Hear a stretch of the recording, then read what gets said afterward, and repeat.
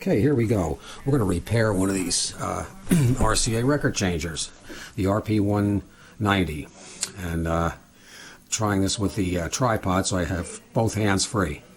First thing we'll do is take this apart. Now, first of all, you can see it won't reject, and so it needs everything. You can see it's kind of skanky looking. To take these apart, you need three basic tools.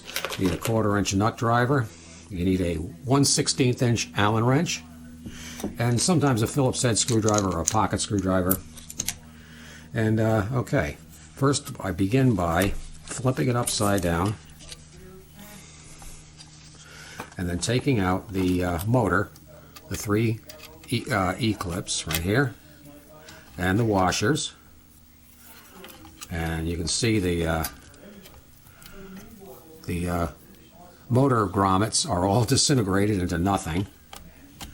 You just pry them out, take the washer out, and there's one underneath here. We can see it, hopefully. I can't see in the camera at the same time. Hopefully we can see it. Otherwise you just have to take my word at what we're doing here. And then take the motor out. Drive wheel here, oh nice. This is the D-shaped drive wheel. This is when you want to give your records that extra thump, thump, thump. So there's no saving this drive wheel. Anyway, the 1/4-inch nut driver comes in handy because you want to take the switch off. 1/4-inch drive screw here. Take that out of the way. There we go. Alright, that's out of the way. Now, to get off the slider, which you do have to take off, you have to take the slider off, hold down on this right here, this washer, while you remove this clip, which is on the bottom, very bottom of the stem of the turntable.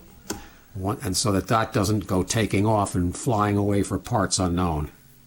Then there's a spring, and there's the little tooth gear. This is what between this going into the tooth stops the changer, the changing part of the turntable, and it lets the turntable continue moving, and this is what drops the record.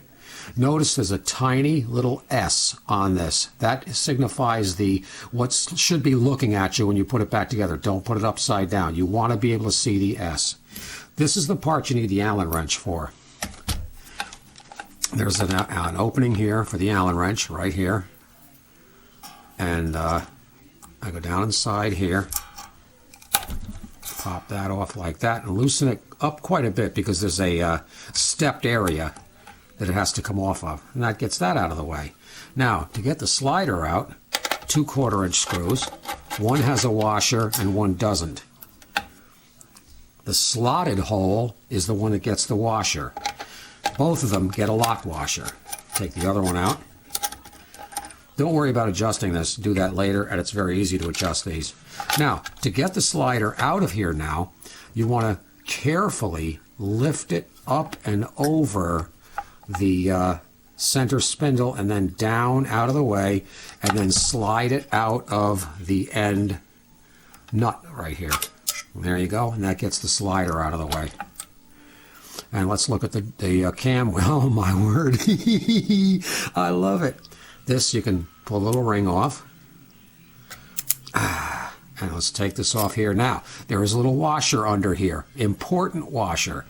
And it's right here. Most of the time it stays behind on here. But don't lose this. A very thin washer. It's a special washer. And underneath this washer is where you want to put the glob of very heavy grease when you clean it and reassemble it. This ramp right here is the ramp that actually lifts the tone arm up. If this gets very sticky and gummed up, the tone arm will tend to pull itself back toward the rest before it lifts up, or go kind of on a ramp upwards instead of cleanly jumping up and going over. That really needs, this has got a lot of wear on it. And now we're getting down to the where there's not much left. On the top part, take the tone arm off. Oh, I disconnect the wires on the here. I take the tone arm right off, and don't worry about unsoldering these wires. You're going to redo them anyway. You're going to reuse the wire, but you're going to redo the connections. To try to unsolder, it's kind of futile. Now, we'll take the arm off. This one's the old style arm. There's two different types of arms on these.